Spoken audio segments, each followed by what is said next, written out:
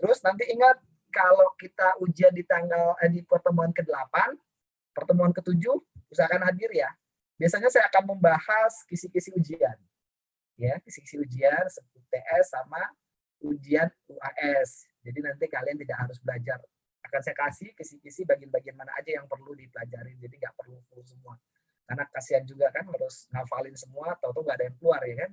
Kalian kan sukanya kan ngapal malam gitu kan, nggak belajar tiap hari gitu kan ya. Jadi kasihan gitu kan. Nah nanti usahakan hadir di pertemuan ke-7 sama pertemuan ke-15 gitu. Nah ini monggo, ini usulan dari saya, tapi boleh loh kalau kalian nggak setuju, monggo silakan. Atau ada Pak, saya punya saran yang lain, kayaknya nggak sip deh kayak gitu. Monggo. Ada yang mau memberikan saran atau masukan terkait rule of the games perkuliahan kita?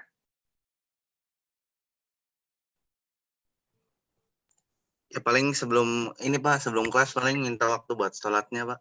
Kan ini kelas malam gitu. Oh iya, kalian belum pada sholat ya? Tadi saya udah bilang, Tadi nunggu kalau yang mau sholat dulu, sholat tapi jangan lama-lama sholatnya. 10 menit cukup ya, 5-10 menit gitu kan ya. Karena ini jam 7, next saya kan udah sholat isya. Jadi next kita mungkin jam 7.05 ya, kalau di tempat saya itu sudah azan, tapi bagi yang belum azan nanti kalau mau sholat aja boleh. Nanti tinggal izin untuk meninggalkan sholat. Tapi jangan berbarengan sholatnya. Nanti kosong, kasihan saya sendirian di ruangan ini, ya kan? Gitu. Oke ya, ada yang mau ditanyakan? Kalau enggak, saya mau absen nih, sambil kenalan nih sama teman-teman semua. Yang pertama, Aisyah. Aisyah mana ya? Aisyah Basandit. Mana saya? Oke, monggo. Aisyah, kamu dari mana? Kuningan ya tadi ya? Oke. Aku mau nanya, kenapa sih ngambil kuliah di STAN? Apa sih hebatnya STAN? Apa ya Pak, aku juga bingung kenapa tiba-tiba ke sini, kayak serasa diarahin aja gitu Pak. Yang ngarahin siapa? Jadi sampai saat ini belum tahu ya, tujuan hidupnya kuliah di STAN itu belum tahu. Awalnya nggak nyari tahu sih Pak, jadi kayak ikut didaftarin temen, terus taunya masuk, tapi pas sudah di sini ya nikmatin Pak. Ya, terus nanti nggak tahu kalau udah lulus STAN tuh mau ngapain, mau jadi apa, itu udah kepikiran belum? Udah sih Pak, soalnya kan kayak apa ya namanya, walaupun saya sebelumnya aku sendiri mau masuk STAN itu belum nyari tahu STAN itu gimana, tapi kan seiring berjalannya waktu mulai nyari tahu sedikit-sedikit, nanti pas udah lulus tuh jadi gimana gitu loh Pak depannya. Katanya gitu ya, kayak pepatah zaman dulu itu, cinta tumbuh setelah apa? Setelahnya saya nggak ngerti juga itu. Pokoknya setelah jalanin lah gitu, jadi menyukai. Oke. Kemudian selanjutnya Andita Ayu Safitri. Saya manggilnya siapa nih? Dipanggilnya Anin. Oke, Nin, monggo kamu perkenalkan diri kamu dari mana? Kalau si Aisyah tadi saya sudah sering WA, jadi udah kenal, jadi saya nggak perlu kenalan lagi. Monggo Nin. Jadi nama saya Nindita Ayu Safitri, biasa dipanggil Anin, dari kota Probolinggo, Jawa Timur, Pak. Oke, Jawa Timur. Jawa Timur, apa sih Probolinggo itu? Khasnya apa nih? Reok ya? Bukan? Enggak, Pak. Kalau Probolinggo itu ada Bromo, terus ada mangga, ada anggur gitu, Pak. Biasanya penghasil mangga yang manis-manis, yang enak itu dari Probolinggo gitu. Benar, manis enak. Besok buktiin ya. Iya, Fotoin. insya Allah. Fotoin aja, nggak usah dikirim. Fotonya aja Oh cukup. iya, Pak. Oke, terus aku mau nanya juga kenapa masuk STAN. Terus udah menikmati nggak di sini? Masuk STAN karena di alasan klasik sih Pak, kayak disuruh orang tua gitu, disarankan orang tua. Gitu. Semuanya kayaknya ini ya, karena saran orang tua ya. Kalian anak-anak patuh sepertinya. Sepertinya, tapi saya nggak tahu sebenarnya. Gitu. Patuh, Oke, Pak. patuh ya. Apalagi sama dosen, pasti harus patuh. Kalau enggak ya saya galak lah, nilainya minimal D lah gitu kan. D cukup kan ya? D lulus kan? Enggak ya? Tenang Jangan, aja. Pak. Jangan ya. Oke, Oke, hadir ya, Din hadir. Akila. Selanjutnya Ini, Akila. Pak. Iya, Cewek semua di sini. perkenalkan Mana? nama saya Akila, biasa Oke. dipanggil Lulu dari Semarang. Namanya apa Akila sama Lulu ya? Akila Lukitasari, Pak. Oh gitu. Oke. Semarang ya? Iya, Oke. Kenapa mau masuk STAN? emang pengen, Pak, dari dulu. Kecil, dari bayi. Iya, Oh, iya, dari bayi sudah pengen masuk STAN. Hebat kamu. Oke. Pokoknya dinikmatin aja. Emang ini takdirnya. Ya kan? Atau pengen kuliah di tempat lain lagi? Enggak ya? iya, Iya, tapi nanti S2, jangan sekarang. iya, siapa? Berapa semester sih kalian kuliahnya? 6 semester apa 8 semester? 6 semester. Oh, 6 semester. Ada yang niat mau 7 semester? Bisa, bilang ke saya aja. Bisa saya bikin 7 semester. Nggak ada niat kan? Jangan, Pak. Jangan ya. Oke. Berarti ini udah semester akhir. Berarti semester depan sudah lulus. Tapi kabarnya benar nggak ya? Kalian ini nggak akan ditempatkan di Kementerian Keuangan. Serius itu? Iya, Pak. Ya, Pak. Sudah tahu dari awal. Sudah tahu daripada saat masuk. Enggak, ini Enggak, berubah, Apa? Pak. Kebijakan baru, Pak. Kebijakannya baru. Baru tahu kapan ini? Semester 4 kemarin sih, Pak. Kalau nggak salah. Aduh. Awal Kira-kira pandemi. sedih nggak? Ya enggak sih lah, M5 kerja, Pak. Iya. Ada yang sedih? Atau ada yang happy? Bingung kali Pak lebih tepatnya. Aisyah? Bingung. Kenapa? Kenapa bingung? Karena kayak apa ya Pak, biasanya kan kita tuh nyari taunya tuh tentang Kementerian Keuangan kan, udah nyari tahu, oh misalnya kita pengennya di kantor A, udah nyari tahu gimananya, terus sementara sekarang tuh di apa namanya, dialihin kepada mitra Kemenkeu itu, jadi perlu nyari tahu lagi gimana gitu loh Pak. Ya, semoga aja ya ke depan sama lah kualitas kementerian lain dengan Kementerian Keuangan gitu ya. Emang sih rata-rata kalau saya lihat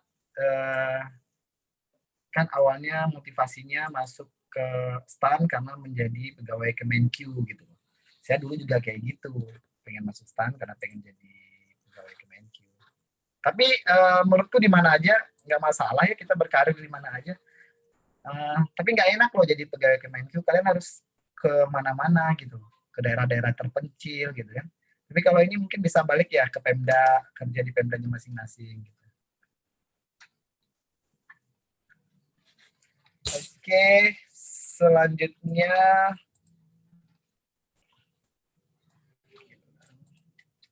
Arda.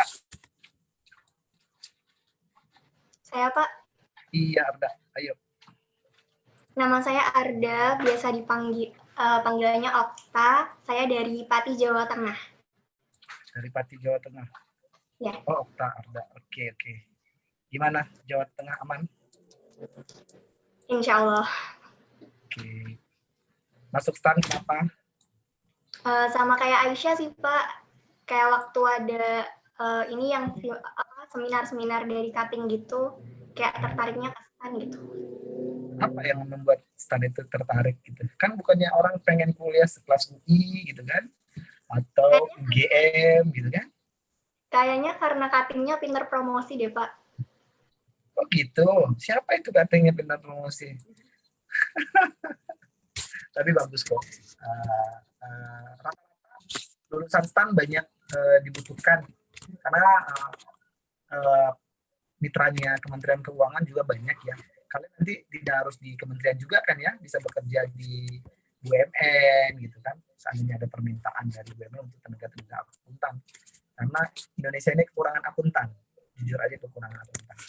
Jadi ke depan akuntansi itu masih tetap harus dibutuhkan ya. Nanti bisa memilih di mana lah gitu. artinya apalagi di kementerian-kementerian lain itu masih butuh akuntan. Kita itu punya 23.000 satker ya se-Indonesia, satuan kerja.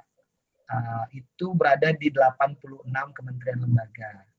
Nah, di 86 kementerian lembaga itu punya pengelola keuangan namanya.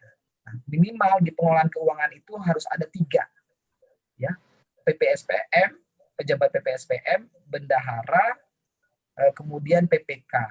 Nah, kebanyakan saat ini pejabat pengelola keuangan itu bukan dari akuntan. Contoh ada yang dokter hewan, ngurusin akuntansi, ada yang misalnya ngurusin keuangan gitu kan. Ini sebenarnya masih kalian masih dibutuhkan ketika kalian lulus, pos-pos itu masih bisa diisi oleh teman-teman dari Stan. Insya Allah sih saya yakin. Kemudian Arda hadir. Aurora. Perkenalkan, nama saya Aurora Kartika Alail, biasa dipanggil Rora. Saya dari Salatiga, Jawa Tengah. Dari Jawa Tengah. Sama Rora? Itunya sama yang Okta dan yang lain-lain. Kenapa masuk STAN? Karena cutting-nya bagus ya? Bukan? Yang nerima saya cuma STAN, Pak.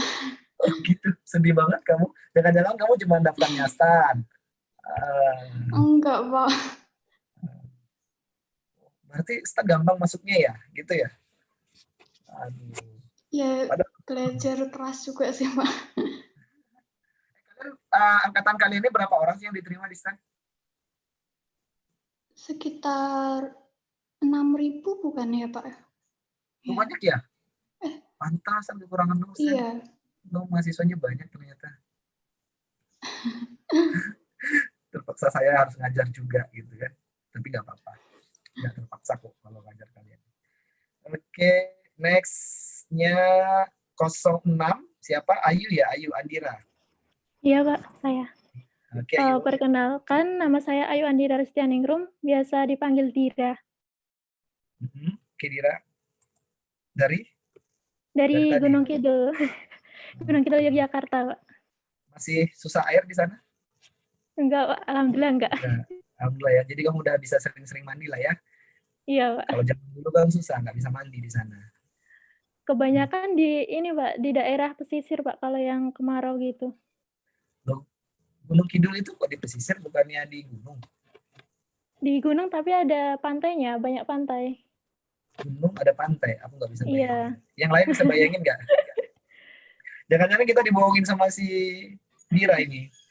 Beneran, Pak, banyak banget pantai di Gunung Kidul, Pak. Kamu percaya, Muhammad Isnul, percaya nggak yang dibilang Dira? Nggak tahu sih Pak, saya belum pernah ke sana Pak. Oh ya udah, besok-besok kamu ke rumahnya dia ya, coba buktiin. Oh ya Pak, nanti Pak. Iya, Dira juga belum tentu mau ngundang kamu. Oke, lanjut Cindy. Cindy mana Cindy? Ya Pak, Oke, saya Cindy Cindy. Claudia, panggilannya Cindy dari Batam, Kepulauan Riau. Kamu orang Melayu ya? Betul aku Enggak kan? asli, ya bukan asli Melayu sih Pak. Terus asli dari mana?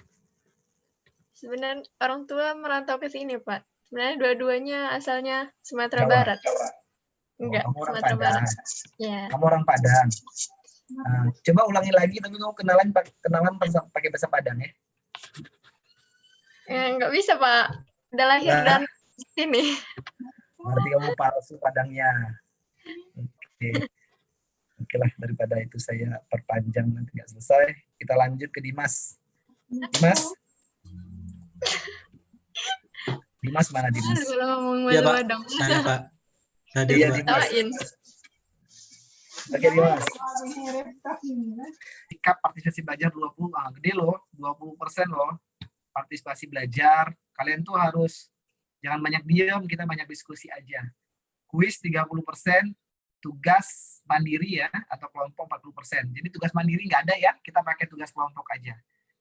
Nah, kemudian ketepatan mengumpulkan tugas akan mempengaruhi nilai. Nah, nanti saya kirim acuan pembuatan tugas atau makalah sama topik-topiknya, nanti silakan aja dibagi kelompoknya masing-masing. Paham? Ada yang mau ditanyakan terkait dengan ini? Monggo, ditanyakan aja.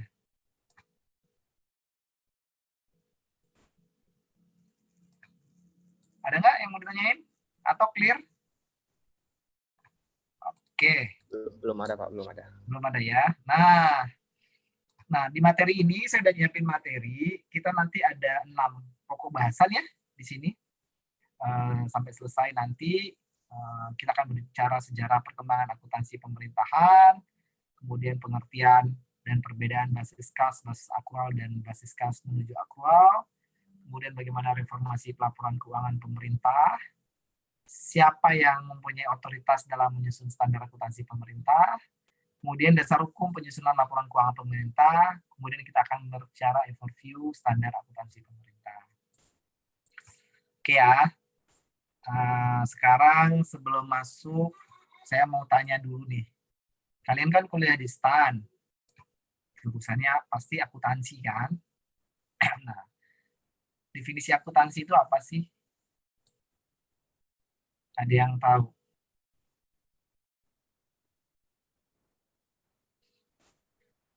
Lah, udah semester 5 loh. Aku nanya akuntansi aja, masa jangan malu-maluin anak STAN ditanyain akuntansi apa aja. Akuntansi masa nggak paham? Ayo. Pak, Fania. akuntansi itu pokoknya proses pencatatan, terus pencatatan transaksi yang terkait dengan keuangan, terus juga pengelompokan, pengklasifikasian, penyajian data, pokoknya sampai pelaporan yang nanti hasilnya tuh bisa dipakai sama orang-orang yang berkepentingan. Oh gitu, proses ya, dari pelaporan, pencatatan, kemudian untuk pelaporan, itu hanya keuangan aja apa termasuk non keuangan?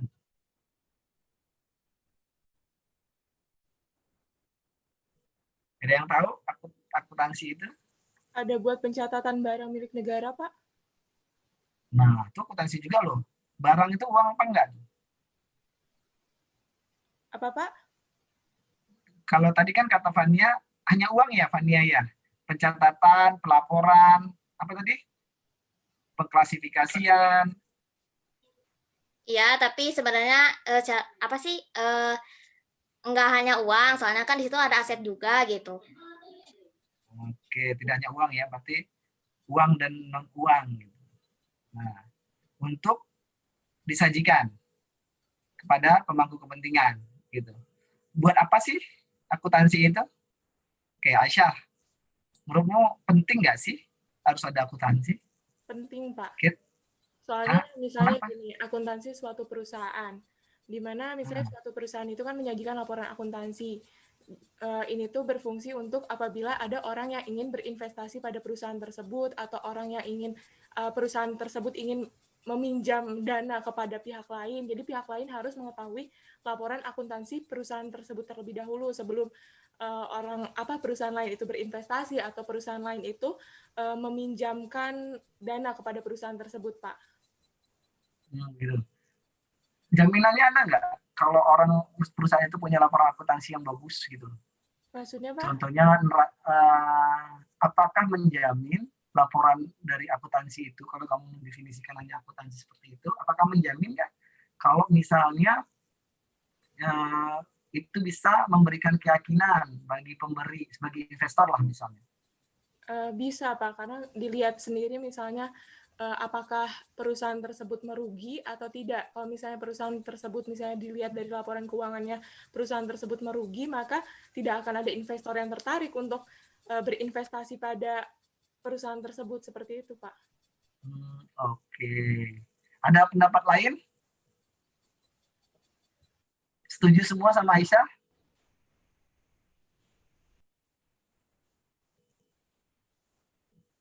Kok nggak ada yang berpendapat? Kalian anak STAN harus pintar-pintar loh, harus kritis. Jadi sependapat nih sama Aisyah? Iya Pak, pendapat. Kenapa? Pendapat ya? Ada yang berbeda pendapat? Pernah dengar kasus Enron? Belum pernah, Pak. Belum pernah, Hah? Pak. Hah? Belum Belum pernah? pernah. Coba googling Belum. deh. Kasus Enron. Saya kasih waktu 2 menit, 3 menit. Nanti akan ada hubungannya dengan apa yang disampaikan si Aisyah.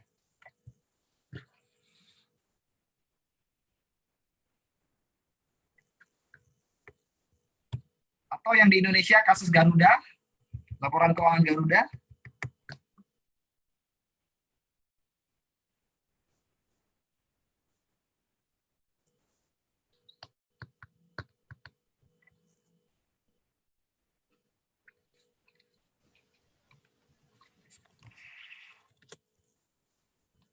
Sudah ada yang bisa berpendapat setelah googling 5 menit, 2 menit? Ternyata ada manipulasi ya, Pak. Jadi disajikannya tuh untung, padahal aslinya rugi gitu ya, Pak. Nah, betul. Itu yang meriksa KAP-nya Big Force loh. Kurang percaya apa dengan Big Force? Iya kan?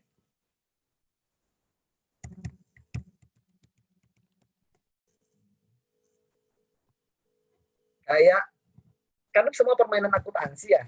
Kayak kasus Garuda. Tahu kasus Garuda seperti apa pencatatannya? Ada yang tahu? Setahu saya yang laporan keuangannya di itu sih Pak, yang dipalsukan nggak sih Pak? Setahu saya. Enggak dipalsukan. Cuman dia mencatat secara akrual pendapatan yang 20 tahun ke belakang yang akan dia terima tapi dicatat sekarang, tetapi itu belum menjadi haknya atau bagian miliknya dia. Tapi kan secara accounting sah-sah saja kan mengakui pendapatan di depan secara akrual. Nah, itu ya. Terus pernah dengar yang disebut dengan teori creative accounting? Kok geleng-geleng semua sih?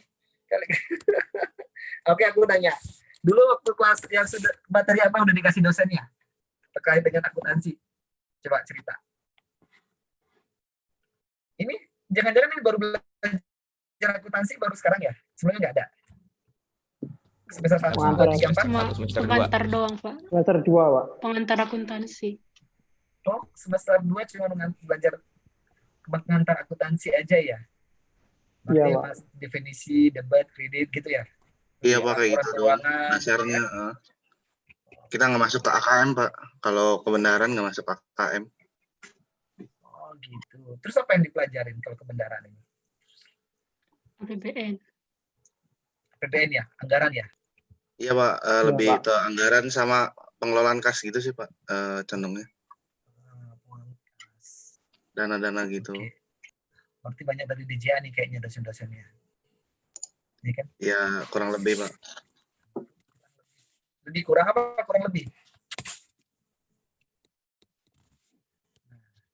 Terus aku nanya, kira-kira di dunia ini kalau nggak ada akuntansi gimana ya gitu? Aman-aman aja apa dunia ini akan hancur, lebur karena nggak ada akuntansi? Kira-kira gimana?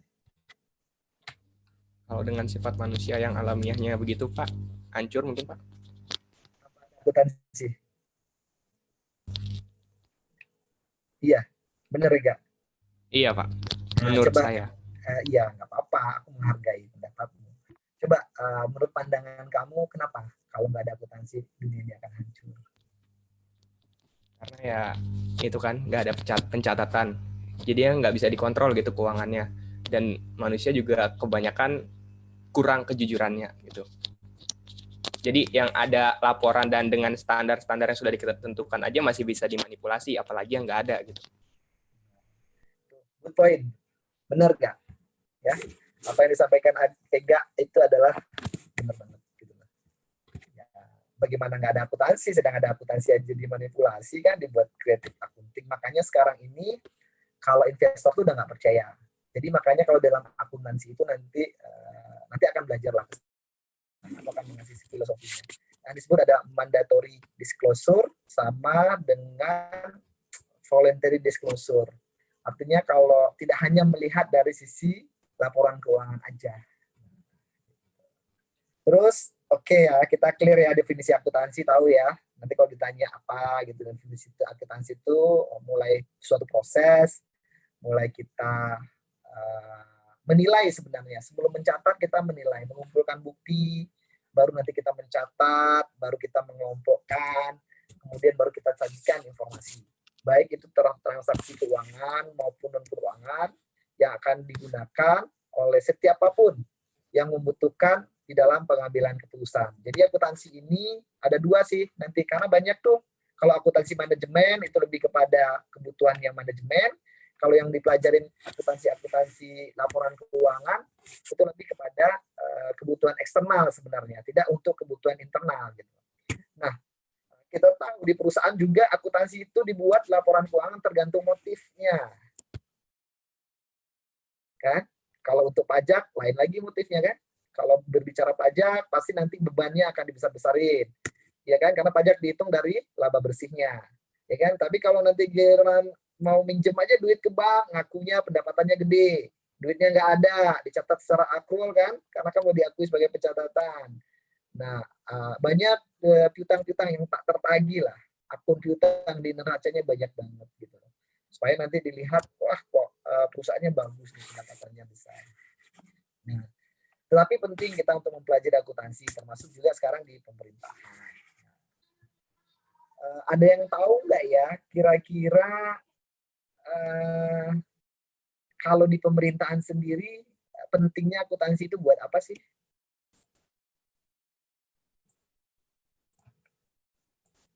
Ada yang bisa jawab? Ada yang menjelaskan? Kenapa sih penting banget akuntansi di pemerintahan?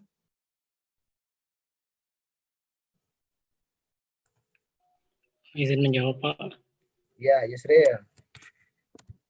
Untuk itu mempertanggungjawabkan kepada rakyatnya, Pak. Jadi kan uang rakyat, jadi rakyat juga harus tahu uangnya itu dikelola kemana, jadi harus ada pencatatan akuntansinya. Oke, ya saat ini seperti itu. Sekarang ini kita akuntansi kita adalah dalam bentuk pertanggungjawaban. Nah, pertanggungjawaban kepada rakyat, karena itu uang rakyat harus tahu dong ya, uang itu buat apa aja, kemana aja larinya. Terus rakyat juga tahu, oh ternyata bangsa kita ini punya aset sekian banyak, punya kewajiban juga sekian banyak, gitu kan? Nah, oke. Nah, kira-kira ada yang tahu nggak ya, sejak kapan sih bangsa Indonesia ini menyusun laporan keuangan?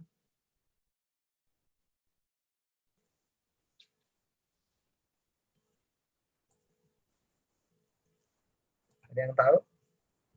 Akila, coba. Kira-kira sejak kapan? Gini deh, nggak usah deh nyusun laporan keuangan, mungkin nggak susah ya. Sejak kapan bangsa Indonesia ini menyusun laporan keuangan menggunakan basis akuntansi? Menggunakan prinsip-prinsip atau pedoman akuntansi. Sejak kapan? Ayo. Sejak adanya pencatatan pakai dari basis kas menuju basis akrual, Pak. Jadi kalau sebelum itu nggak ada pencatatannya? Pakai akuntansi tradisional. Nah, gimana sih akuntansi tradisional itu? Yang masih pakai basis kas, bukan basis akrual. Gitu. Ada yang sepakat nggak? Kalau tradisional itu basisnya kas, kalau akrual itu basisnya modern.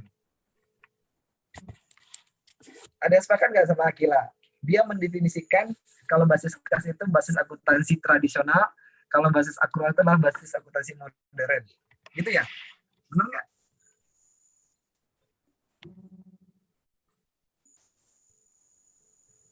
Gimana, Akila? Atau yang lain?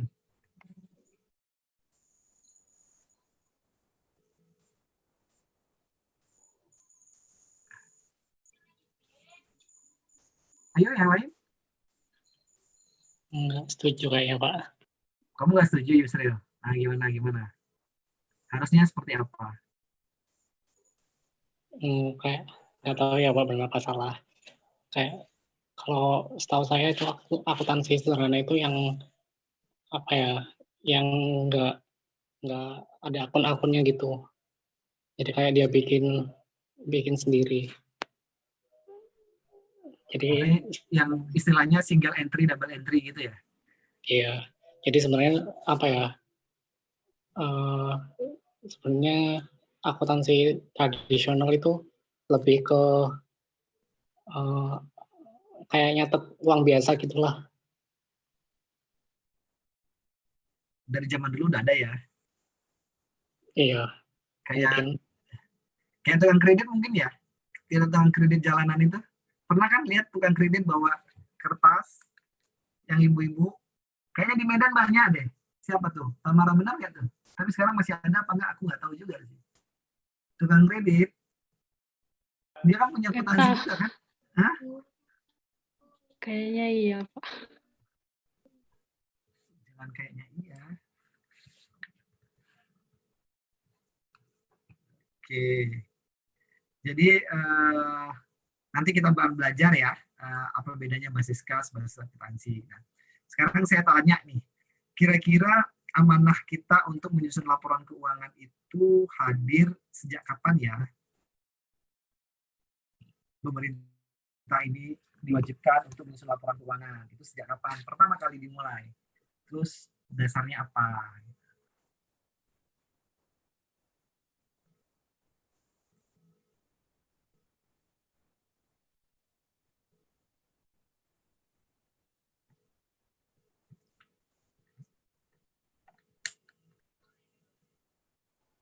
Izin menjawab, Pak.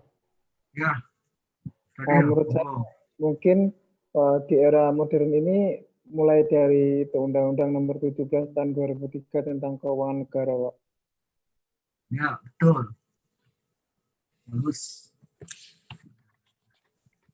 Baca-baca ya tentang akuntansi, browsing banyak kok. Jadi kita dimandatkan untuk menyusun laporan keuangan sebenarnya di 3 paket undang-undang. Ya, hampir bersamaan munculnya. Tahu paket undang-undangnya apa aja? Ayu, apa aja paket undang-undangnya? Undang-undang nomor berapa, dan nomor berapa, tentang apa, dan tentang apa? 17 tahun 2003 tentang keuangan negara. 1 tahun 2003 itu tentang perbendaharaan negara. Ulangin, 1 tahun berapa? 2004. 2004 tuh tahun tentang perbendaharaan negara. Sama satunya itu apa ya? Lupa, Pak. Dilihat aja di laptopnya. Udah googling kan? Satunya itu Undang-undang nomor berapa? 15, Pak. Iya, betul. Undang-undang nomor 15 tentang pertanggungjawaban. Iya, pertanggungjawaban keuangan di sanalah unsurnya kita hadirnya BPK. Jadi BPK itu hadir ya karena adanya Undang-Undang nomor 15 itu. Nah, jadi diamanatkan ya di Undang-Undang Keuangan Negara, Perbendaharaan Negara. Jadi kita itu baru punya undang-undang sendiri mengatur keuangan negara itu adanya sejak tahun 2003. Nah, sebelumnya kita pakai apa ya pemerintah ini? Undang-undang Belanda, Pak. Apa namanya? Indische Contability Suite, Pak. Gitulah, Pak. Susah bacanya, Pak. Sangejanya. Sangejanya. ICW ya namanya, ICW. Ya, jadi ICW itu memang dari peninggalan Belanda. Jadi Belanda itu berhasil banget loh menjajah Indonesia, itu ninggalin banyak. Termasuk undang-undang tentang keuangan negara itu dia. Nah, jadi zamannya Belanda, ICW itu kita menggunakan akuntansi tradisional yang disebut dengan single entry. Jadi kita hanya nyatet terkait realisasi aja. Kita nggak pernah nyatet itu neraca, kita tidak pernah menyatet laporan arus kas. Jadi waktu sama undang-undang Belanda tahun sebelumnya, kita hanya mengenal istilahnya postur APBN itu T-Econ namanya. Nah, T-Econ itu kemudian kita hanya mencatat uang kita ini, kita catat hanya dari sisi belanja dan pendapatan saja. Kemudian selisihnya menjadi apa gitu loh. Nah, konsep keuangan kita dulu sebelum undang-undang tahun 2000 undang-undang nomor 17 tahun 2003 itu menganut konsep keuangan seperti apa ya? Ada yang tahu? Kalau sekarang kita bilangnya gini, kalau belanja kita lebih besar daripada pendapatan kita, berarti kitanya apa itu negara? Defisit, Pak. Defisit ya. Jadi kalau sekarang itu menganut azas defisit. Jadi ketahuan kita itu defisitnya berapa.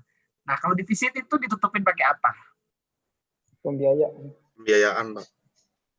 Pembiayaan ya. Oke, pembiayaan itu dari mana aja? Utang, Pak. Dari pinjaman, Pak. Pinjaman. Ya, pinjaman, pembiayaan. Yang lebih halusnya, kerennya kenapa disebut pembiayaan? Karena kalau pembiayaan pasti ngomongnya adalah investasi ya. Padahal dalam prakteknya belum tentu juga kita ngutang buat investasi gitu kan. Tapi kalau pinjaman atau utang itu bisa untuk konsumsi. Tapi kalau misalnya kita ngomongnya pembiayaan, pasti kita berinvestasi. Karena bangsa ini kalau kita untuk berinvestasi kita pakai pembiayaan. Kalau zaman dulu tuh nggak kenal istilah itu. Namanya apa istilah dulu? Anggaran kita anggaran Berimbang. berimbang dinamis namanya. Anggaran kita berimbang dinamis. Jadi artinya kita tidak mengenal. Jadi dulu kalau berimbang dinamis itu kalau kita ngutang itu masuk proses pendapatan gitu. Nah, kalau kita bayar utang itu sebagai pengeluaran gitu. Yang penting keluar masuknya aja. Nah, berarti sejak tahun dari undang-undang itu kita dimandatkan ya harus menyusun laporan keuangan berbasis aktual. Paling lambat itu kan 5 tahun, tapi ternyata kita nggak bisa, ya. Kita masih menggunakan basis kas awal-awalnya. Nah, saya pengen tahu nih, apa bedanya basis kas dengan basis akrual? Ada yang bisa jawab? Saya, Pak. Oke, Kak. Ya, izin menjawab. Kalau yang basis kas, jadi pencatatannya itu dilakukan pada saat kasnya diterima. Kalau basis akrual, pada saat terjadinya transaksi, Pak. Catatannya saat terjadinya transaksi. Kalau yang akrual. Iya. Kalau yang kas? Pada saat kasnya diterima atau dibayarkan. Kas, setara kas ya? Gitu ya, kalau definisinya. Iya. Benar nggak? Coba cek lagi di Google, kas apa setara kas apa cuma kas doang?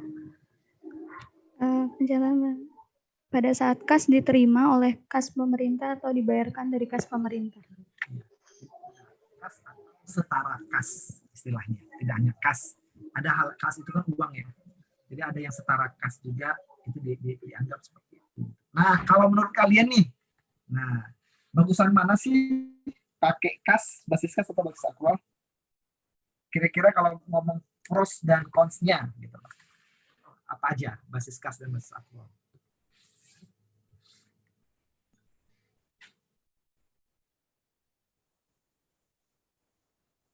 Yo, monggo. Jangan ngantuk kuliah. Izin jawab, Pak. Oke, Nol, gimana? Ini menurut saya, Pak, maaf kalau salah. Kalau akrual itu nanti piutang sama utang itu dicatat, Pak. Jadi kita tahu transparansinya, uangnya tuh kemana gitu. Kalau basis kas itu nggak dicatat sih, Pak. Jadi kita yang nanti pas waktu ada piutang, pas kita pengen ngakuin jadinya sulit, Pak. Gitu. Gitu ya. Oke, good. Ada yang lain? Ada yang bisa melengkapi atau membantah? Isno. Izin menambahkan, Pak. Kalau ngurangin boleh, jangan nambahkan aja. Ngurangin Isno juga boleh. Kalau basis aktual itu kan piutang sama utangnya udah diketahui. Jadinya kita itu lebih bisa memprediksi ke depannya bakal gimana, itu lebih akurat gitu, Pak. Dibandingkan dengan basis kas.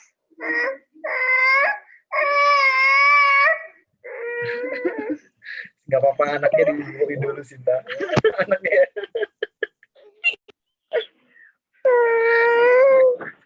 Oke, next ya. Oke, next. Oke. Ini ada mahasiswi termuda.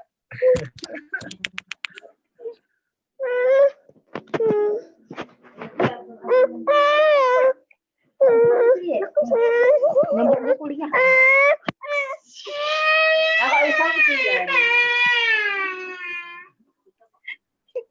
Lupa nge-mute ininya. Ada host bisa ditolong mute nggak? Hostnya.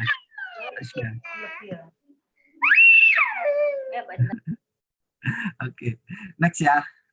Biasa itu intermezzo. iklan itu di mana-mana. Kalau nggak ada iklan nggak bagus. Oke, next ya, tadi udah disampaikan Sinta, itu bisa memprediksi lebih ya, artinya makanya kita memilih basis kas dan basis akrual. Tapi tahu nggak ya kelemahannya basis kas, basis akrual itu dibandingkan basis kas gitu?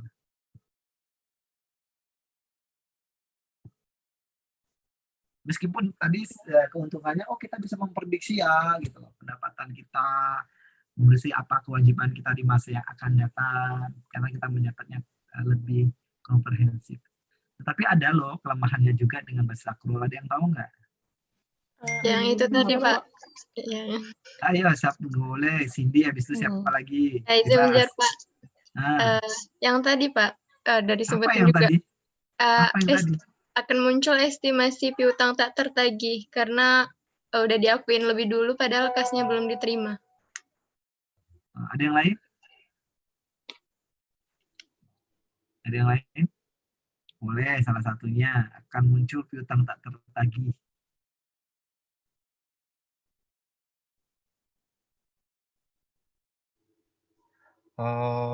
Izin menjawab, Pak. Oke, Irfan. Mungkin karena tidak memperhitungkan dana akun yang sebenarnya tersedia di akun kita, Pak. Ya, contohnya gimana tuh? Misalnya kan kita tadi tuh mengakui adanya utang sama piutang. Nah, kita dengan mengakui adanya utang sama piutang kan secara real gitu uang yang benar-benar kita miliki kan masih simpang siur gitu loh, Pak. Yakin ya? Ya kan? Artinya uangnya belum yakin gitu loh, karena kita mencatatnya piutang dan utang gitu ya. Kita hanya mencatat seperti itu, jadi nggak sesuai. Jangan-jangan kita nggak ada uangnya ya, tapi duit kita, pencatatan kita, pendapatannya gede gitu lah, bentuk piutang gitu loh. Utang kita juga gede gitu misalnya kan, atau gitu. Nah, ada ini nggak? Ada pendapat lain nggak? Izin menambahkan Pak. Oke. Kalau menurut saya Pak, kalau kekurangannya akrual itu bisa mengurangi pendapatan sama entitas Pak. Ekuitas maksudnya. Modal Pak. Gimana ceritanya tuh? Ya kan, soalnya kalau pendapatan kan jadinya belum tentu di masa depan tuh kita bisa menagih Pak. Kayak tadi itu nanti ada timbulnya resiko piutangnya tak tertagih gitu loh Pak. Nah, tapi kan diakui dulu sebagai pendapatan. Ingat, yang penting kan diakui dulu sama manajemen. Masalah tertagih nggak tertagih, urusan belakang gitu kan. Yang penting saya akui kinerja saya bagus, pendapatan saya gede gitu kan. Bukan gitu ya. Tapi ternyata real uang di kasnya nggak ada. Terus perusahaan mau ngapa-ngapain bisa nggak dengan catatan aja. Misalnya, mau belanja nggak ada uang gitu. Tapi neracanya baik-baik saja gitu. Kira-kira Indonesia ini mirip nggak kondisi itu sekarang? Atau di perusahaan lah, jangan berbicara Indonesia yang terlalu ekstrim. Ada nggak perusahaan-perusahaan yang secara laporan keuangannya bagus, pendapatannya bagus gitu kan? Tapi ternyata tiba-tiba saja suatu saat perusahaannya tiba-tiba jadi pilot atau bangkrut gitu loh. Karena banyak kewajiban-kewajibannya yang tidak bisa dilaksanakan. Ada nggak kasus-kasus seperti itu?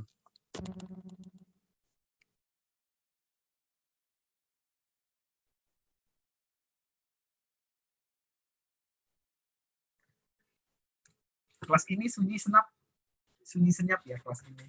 Pendiam-pendiam semua kalau ditanyain. Ayo, ada nggak kejadian kayak gitu loh? Karena dia nyatanya pakai akrual.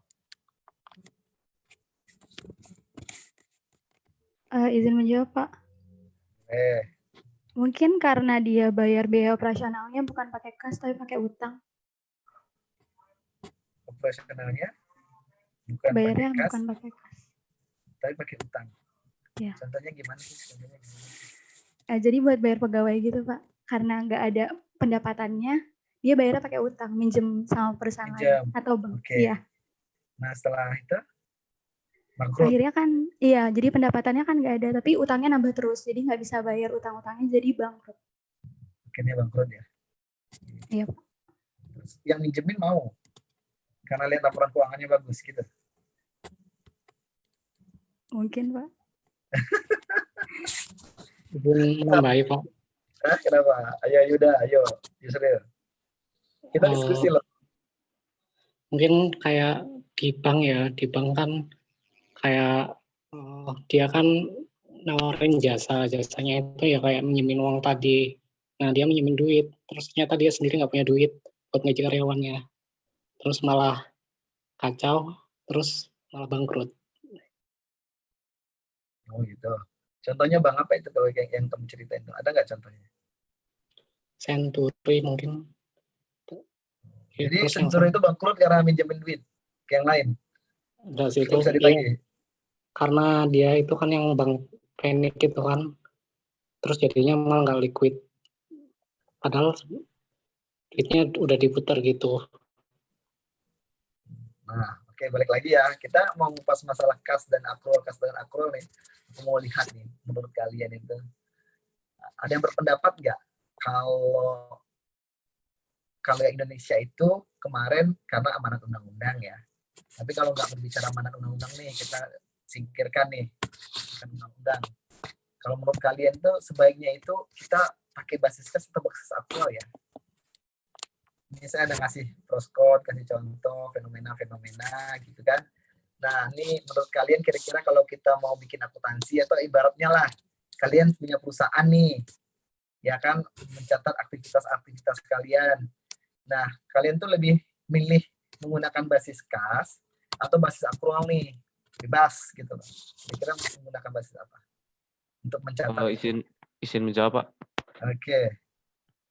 Kalau menurut saya sih masih tetap menggunakan basis akrual Pak, karena di sana kita bisa mengidentifikasi kalau kita punya piutang dan punya utang gitu Pak. Nah, memang tadi kan ada misalnya potensi piutang tak tertagih Pak, tapi permasalahannya bukan menghilangkan piutang itu, tapi gimana kita bisa mengelola piutang dan utang itu sih Pak.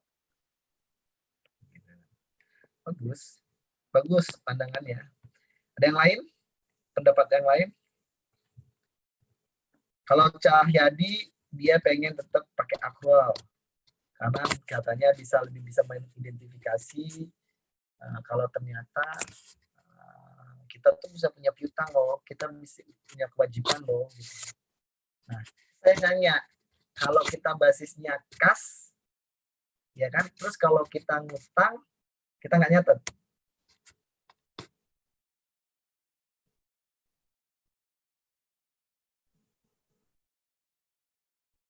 Gimana? Kan kita masuk basis kas nih. Tadi kalau basis akrual kan bilangnya supaya kita bisa mencatat di laporan keuangan kita posisi piutang dan utang. Oke, sepakat nih. Terus kalau saya nanya, kalau kita pakai basis kas, terus saya mau nanya, kalau perusahaan itu menggunakan basis akuntansi kas, dia nggak boleh ngutang dan tidak boleh ngutangin. Atau kalau dia boleh ngutang dan tidak boleh ngutangin, terus dia nggak nyatet utang dan piutangnya. Gimana tuh? Ada yang bisa berpendapat nggak?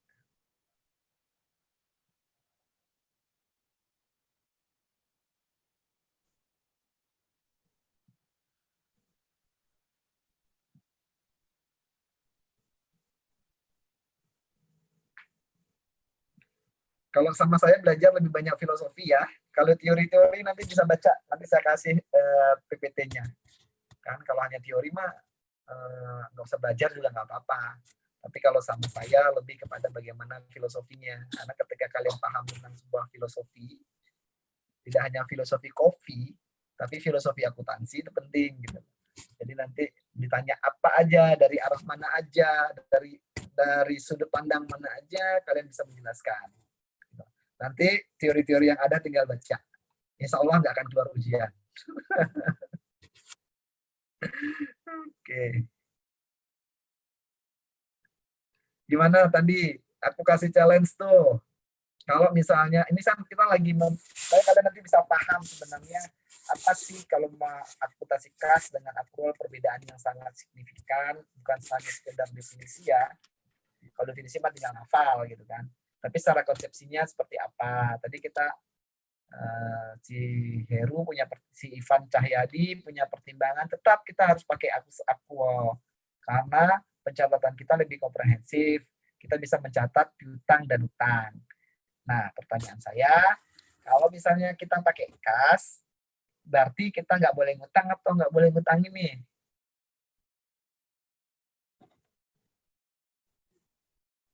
Yo, saya tunjuk ya, karena kita nggak lanjut. Siapa nih yang belum saya tunjuk nih? Karena ada nilai keaktifan. Raneta, menurutmu gimana? Tidur jangan-jangan. Videonya ditutup. Raneta, masih di sana?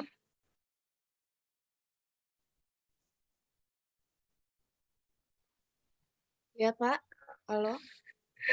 Kirain kamu tidur. Enggak. Ayo coba jelasin. Katanya si Ivan, kita masih tetap harus pakai akrual loh, karena lebih komprehensif, bisa nyatat utang dan piutang. Terus saya nanya, loh, terus kalau kita pakai kas, kita berarti nggak boleh nyatet utang dan piutang, berarti kita tidak boleh utang dan tidak boleh ngutangin dong. Bener nggak gitu?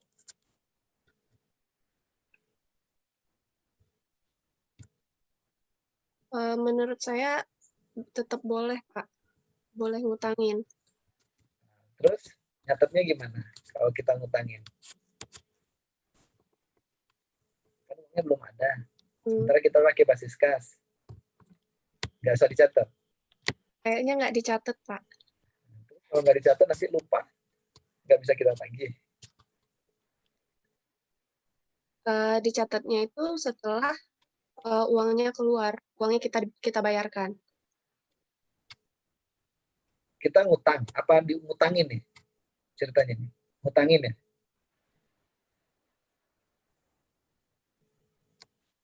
Gimana tuh? Ini utang apa ngutangin? Ngutangin ya setelah duitnya keluar ya. Jadi sekarang kalau kita nggak, duitnya belum keluar,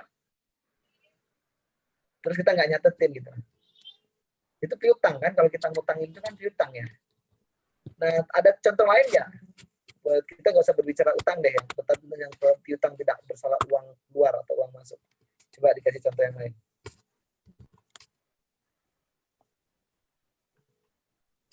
Oke, saya lanjut nih ya.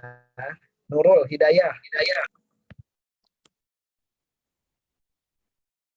Gimana?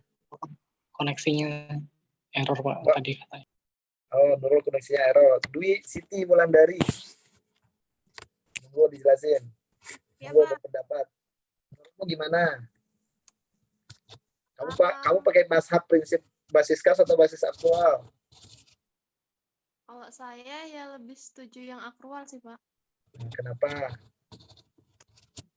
Ya, karena ada bukti fisiknya gitu loh, Pak. Jadi bisa dipertanggungjawabkan. Bukti fisik? Maksudnya kayak gimana sih bukti fisik? Maksudnya kan pekerjaannya kan udah selesai gitu loh, Pak. Terus? Apa hubungannya dengan pencatatan tadi? Akrual, dengan pekerjaan yang selesai kan? Iya, Pak. Jadi uangnya kan keluar ketika sudah ada sesuatu yang kita dapatkan gitu loh, Pak. Contohnya? Jadi saya lebih contohnya Enggak, yang akrolnya tuh tadi. Contohnya kalau pas kita mau beli sesuatu gitu kan, Pak. Jadi barangnya kan harus udah ada ke kita kan baru kita bayar. Itu mengapa saya lebih condong ke basis akrual. Jadi Kak, barang kemungkinan itu harus ada dulu baru kita bayar. Iya, gitu. Pak. Iya. Barang datang baru dibayar. Iya. Kalau orang yang jualnya nggak mau, bayar dulu baru barangnya datang gimana? Bayar dulu baru barangnya datang. Kamu sering belanja kayak gitu? Barang dulu baru kamu bayar duitnya?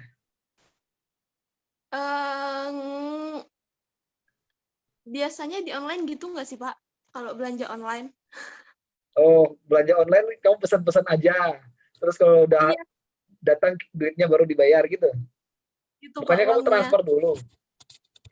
Oh, bisnya kan transfer, tapi kita bisa kalau di Shopee itu kita harus ngelepas uangnya kalau barangnya udah pas sesuai dengan keinginan kita gitu loh Pak. Enggak, kamunya bayarnya kapan? Kan Iya, posisinya ada di kamu, bukan di Shopee. Iya. Gimana tuh? Iya. Kita tuh udah bayar di awal kan, kita pesan, terus kita bayar. Tapi ketika barangnya ada kemungkinan ada kemungkinan barangnya itu tidak sesuai keinginan kita gitu loh Pak. Jadi uangnya tuh belum bisa diterima sama pihak Shopee-nya. Kecuali kita benar-benar, oh ini barangnya udah sesuai gitu. Nah, ini pencatatan dari sisi mana nih mau dijelaskan? Dari sisi Dari- Shopee apa dari sisi kamu? Oh, dari sisi saya. Lah, terus apa hubungannya dengan Shopee? Kalau dari sisi kamu kan kamu udah ngeluarin duit kan? Sebelum barang Iya. diterima? Emang kamu bisa transfer kalau barangnya belum diterima? Gimana? Iya sih, gitu juga. Hah? Nah, basisnya apa? Kamu buat akuntansi tadi basisnya apa? Kalau belanja di Kalau- Shopee contohnya. Dari sisi saya, basis kas. Basis Ada kas. uangnya, ya. Kenapa ada kamu nggak uangnya- pakai basis akrual aja? Katanya bagus tadi basis akrual. Ya, jadi saya harus dari si Shopee. Nggak konsisten. Kalau mau gampang emang bisnis kas ya. Yang nyatetnya kalau ada duit masuk, duit keluar gitu kan. Kan gampang banget kan? Catat kalau duit. Dan itu akan terjaga kan? Terjaga ininya kita, likuiditasnya kita, benar-benar real kita ada uang di situ. Tapi kita tidak bisa dengan akrual, kita bisa lebih komprehensif. Kita bisa melakukan transaksi-transaksi itu dengan diskresinya kita untuk melakukan pencatatan. Nah, kenapa banyak tidak semua ya, banyak perusahaan besar pemerintahan itu sudah menggunakan basis akrual karena dia lebih komprehensif, kemudian dia bisa mencatat lebih banyak. Nah, sebagai contoh gini nih, dulu kita pakai basis kas loh awal-awal tahun 2000. Kita basis akrual kalau nggak salah mulai tahun berapa? Ya? Mulai tahun berapa? 2015. Pak. 2003 masih pakai kas. Basis kas ya 2003 sampai 2008, habis itu 2008 apa 2009 ya, 2013 kita pakai basis apa namanya? Setelah basis kas. Apa itu? Tour kas apa? Word aktual. Apa? CTA. Kok nggak jelas ngomongnya susah banget. CTA. Gampangnya CTA. Nah, pakai bahasa Indonesia aja. Kas menuju akrual gitu ya. Nah, dulu basis kas ya kita ya. Nah, kalau basis kas, kalau kita nyusun laporan keuangan, apa aja laporan yang ada? Ada berapa jenis laporannya? Nggak hafal ya? Anak akuntansi kok nggak hafal. Pengantar akuntansi kemarin nggak dikasih tahu. Neraca, Pak. Apalagi? Laba rugi. Laba rugi? Serius? Negaranya adalah laba rugi. Tadi siapa bilang laba rugi? Apa? Laporan perubahan ekuitas, Pak. Basis kas ada laporan perubahan ekuitas, yakin? Ini aku nanya loh, tahun 2003 kita kan pakai basis kas. Kemudian BPK ketika memeriksa laporan keuangan pemerintah itu mensyaratkan atau mewajibkan pemerintah itu menyusun laporan keuangan. Ada 5 jenis laporannya. Apa aja kalau yang berbasis kas itu laporannya? Tadi neraca sudah. 1, apalagi? Laporan rugi laba. Anggaran, Pak. Realisasi anggaran. LRA. Oke. LRA, laporan realisasi anggaran. Betul. Neraca, Apalagi ya? CALK, Pak. Camak ya. Apa CALK itu apa? Catatan atas laporan keuangan. Catatan atas laporan keuangan. Apa biasanya dicatat di situ? Udah pernah lihat barangnya kayak apa? Udah pernah lihat CLK? CLK-nya pemerintah kita? Belum, Pak. Belum ya. Besok tugas ya. Kalian download laporan keuangan pemerintah Indonesia tahun 2019 di BPK yang audited ya. Nanti coba lihat itu. Khusus di bagian caleg, minggu depan aku akan tanya apa aja yang dicatat di situ. Hal-hal apa aja yang dituangkan di caleg. Kenapa sih harus ada caleg gitu ya. Download aja free, masuk ke websitenya BPK ada kok. Biar iseng-iseng lihat. Terus lihat neracanya. Kira-kira Indonesia ini punya kekayaan berapa sih? Gitu. Saat ini. Gitu. Kita tuh punya utang berapa banyak sih? Gitu. Lihat aja neracanya. Kita punya persediaan berapa banyak sih? Berapa triliun? Kita punya kas berapa sih? Ekuitas kita ada berapa sih? Gitu. Nanti lihat ya. Oke, baru 3 ya. LRA, neraca, caleg, apalagi? Ini saya berbicara LKPP ya. LKPP itu ada laporan keuangan pemerintah pusat, ada 5. Apalagi? Laporan arus kas. Oke, laporan arus kas 4. Satu lagi.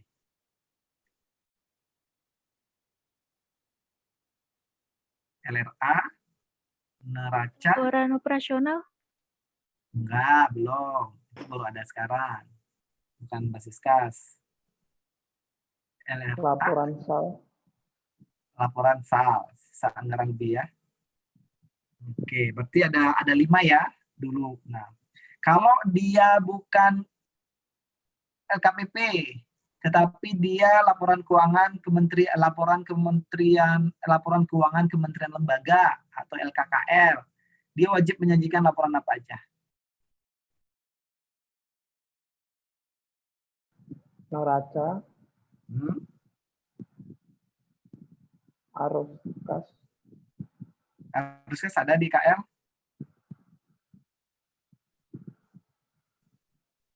Laporan operasional, Pak. Ini kita masih berbicara basis kas ya, belum berbicara basis akrual ya. Karena ini kita masih di zaman tahun 2003 nih. Bayangin kita lagi mundur di zaman tahun 2003. LRA, Pak. LRA, oke. Neraca.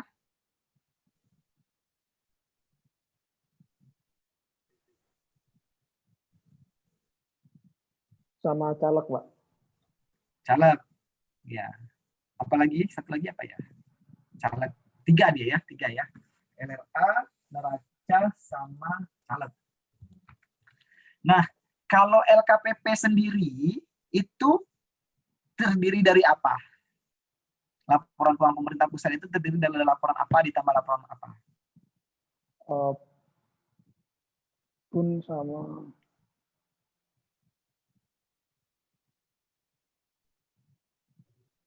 SABUN sama SAI. SAI sama sabun, Pak. Ya, SAI itu kan sistemnya ya. Sistem akuntansi bendahara umum negara sama sistem akuntansi instansi ya. Tapi outputnya apa? Output dari SAI dan sabun apa? Kalau yang mau diperiksa itu apa? KKL sama LKBUN. Ya, betul. LKKL ditambah LKBUN menjadi LKPP, ya kan? Nah, kira-kira kalau LKPP itu sudah bisa menggambarkan nggak ya? Kalau bicara neraca di LKPP, itu sudah bisa menggambarkan nggak kekayaan pemerintah Republik Indonesia di neracanya? Aset sama kewajibannya. Sudah menggambarkan nggak ya?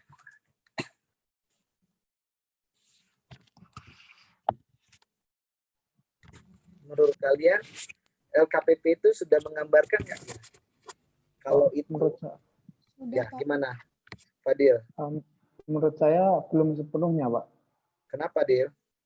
Karena yang dicatat di LKPP itu masih berupa aset seperti mungkin bangunan, tanah yang dimiliki pemerintah. Tetapi untuk kekayaan alam itu kan tidak diungkapkan di LKPP, Pak. Jadi belum bisa menggambarkan secara penuh kekayaan negara Indonesia, Pak. Itu salah satunya benar. Tapi salah 2-nya belum itu. Ada yang lain nggak?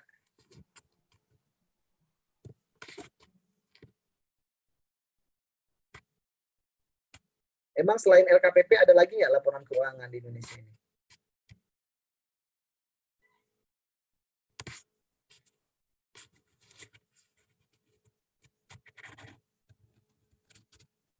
Kelasnya jadi sunyi senyap kalau saya tanya ya. Ayo.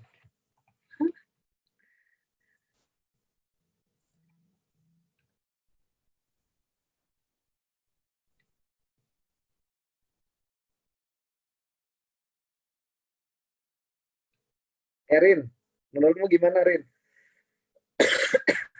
apakah laporan keuangan yang ada yang diperiksa BPK itu cuma LKPP yang diberi opini? Enggak, Pak. Apalagi kalau enggak? Pemerintah daerah. Ya, laporan keuangan pemerintah daerah. Jadi tadi gitu jawabnya, Dil. Jadi tapi secara substansi apa yang dikatakan Fadil juga benar, karena kita belum mencatat kekayaan-kekayaan yang secara keseluruhan ya, karena akuntansi kita kan itu yang nyata ya, yang tidak nyata kayak kekayaan di bawah laut, kemudian di udara dan sebagainya itu belum mampu kita akuntansikan. Apalagi selain itu juga akuntansi terkait aset tak berwujud, ya kita banyak punya aset tak berwujud orang-orang pintar di Indonesia gitu kan, itu belum bisa kita catat. Jadi emang masih banyak perbaikan terhadap laporan keuangan. Makanya nanti harapan bangsa ini ada di kalian nih, sebagai pemikir-pemikir bagaimana kita bisa membuat catatan itu lebih komprehensif dan benar-benar real kondisi yang ada di Indonesia ya. Tetapi lebih baik kan ya daripada zaman sebelumnya, sama sekali kita tidak punya malah catatan neraca. Nah, oke. Nah, kalau gitu apakah Indonesia ini sudah punya nggak yang disebut dengan laporan keuangan Republik Indonesia? Sudah ada nggak?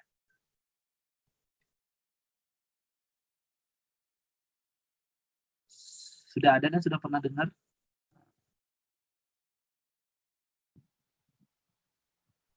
Belum, Pak. Belum? Menurut kalian penting nggak sih kalau nanti? Kalau belum kayaknya harus ada deh. Harus kita bikin deh laporan keuangan Republik Indonesia. Kenapa sih laporan keuangannya keuangan pemerintah pusat, pemerintah daerah? Kenapa sih kita nggak bikin laporan keuangan Republik Indonesia? Ayo, kenapa? Jangan senyum-senyum. Mungkin karena biar spesifik aja ya Pak, kalau selama kan LKPP itu berarti cakupannya kebijakannya yang ada di pemerintah pusat, terus yang LK daerah itu yang kebijakannya buat yang daerah. Jadi lebih spesifik masing-masing gitu laporannya.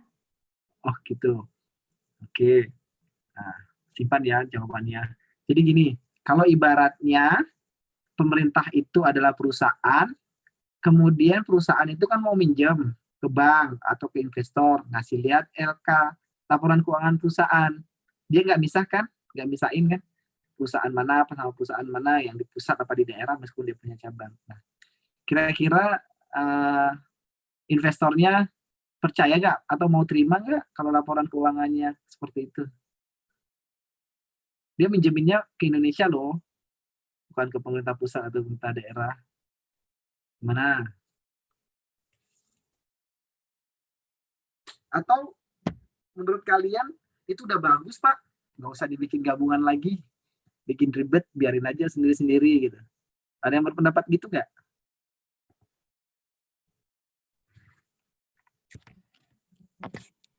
Menurut saya ketika digabung kadang ada beberapa pos yang bikin rancu, Pak. Nah, seperti kan untuk belanja negaraan ada TKDD. Nah, itu kan DAU itu kan di pemerintah pusat diakui sebagai pengeluaran, sementara di pemerintah daerah sebagai penerimaan. Nah, itu mungkin menurut saya yang bisa menjadi salah satu kendala, Pak. Adanya dua hal yang berbeda pengakuan antara pusat maupun daerah. Satu mengakui sebagai pengeluaran, satu sebagai penerimaan.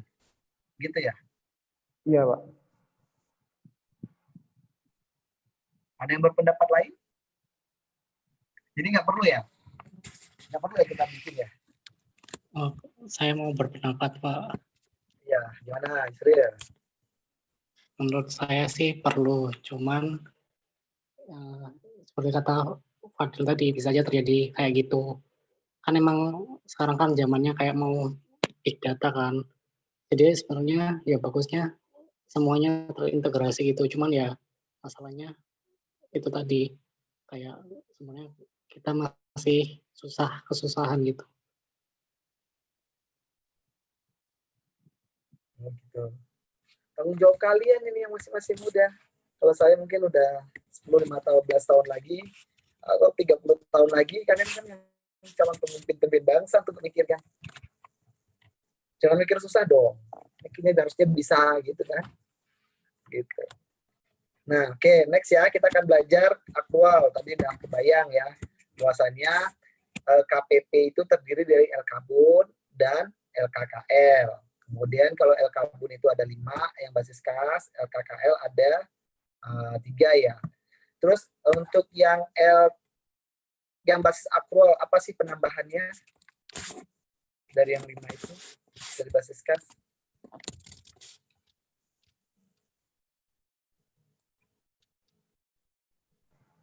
Yang tahu? Laporan operasional, Pak. Oke, terus? Perubahan ekuitas. Oke. Jadi penambahannya adalah laporan operasional sama perubahan ekuitas.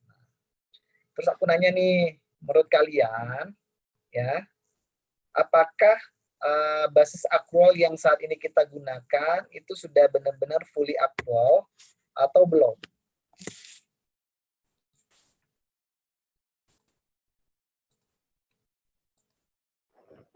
Izin menjawab, Pak. Ya. Belum, Pak. Kalau sama kayak kemarin kan dapat matkul perbendaraan. Jadi itu masih pakai basis kas, Pak. Apanya yang basis kas? Jadi nggak sepenuhnya pakai akrual. Gimana? Coba jelasin kemarin dijelaskan oleh dosennya. Seperti apa? Kok tidak sepenuhnya berbasis akrual?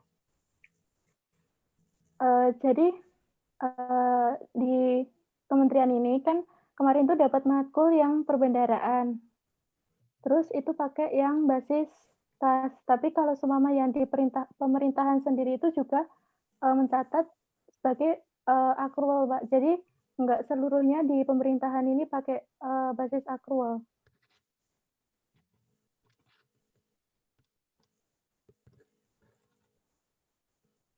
Ada berpendapat lain?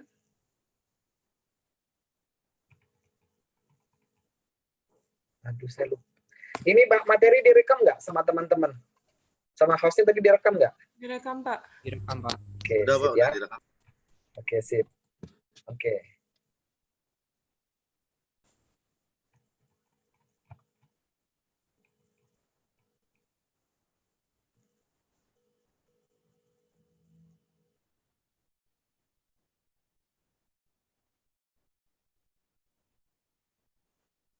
Ada yang berpendapat lain nggak? Izin menjawab, Pak. Oke, Cindy, silakan. Kalau berdasarkan PP nomor 71 tahun 2010 sih, pemerintah pusat sama pemerintah daerah harus full accrual. Cuma kan karena peralihan mungkin agak susah ya, Pak. Jadi diwajibkan selambat-lambatnya tahun 2015 full accrual. Sekarang? Udah full accrual belum? Sekarang kayak sepertinya udah, Pak. Sepertinya yakin. Kayaknya ya, Pak, udah. Gitu ya. Kalau bedanya apa? 2015 sama 2000 ini. Berarti dulu sebelumnya kas menuju akrual ada bagian-bagian tertentu yang tidak dicatat ya. Ya, sebelumnya CTA, Pak. CTA. Kalau pengakuannya kita sudah full akrual, tetapi dalam pelaksanaannya belum full akrual gitu.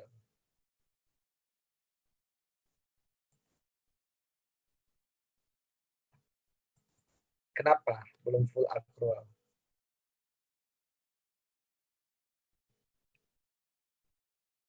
Ada yang tahu?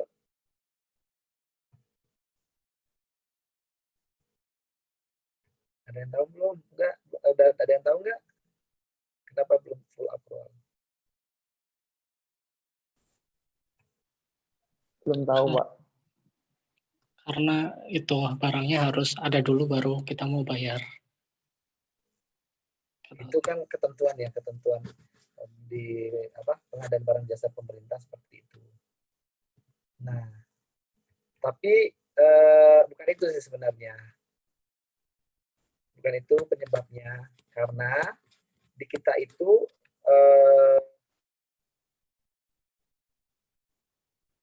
untuk yang kas, laporan LRA kita, itu penganggaran kita masih berbasis kas, tidak berbasis aktual. Gitu. Jadi benar-benar berbeda dengan negara di luar yang penganggarannya pun sudah berbasis aktual. Gitu.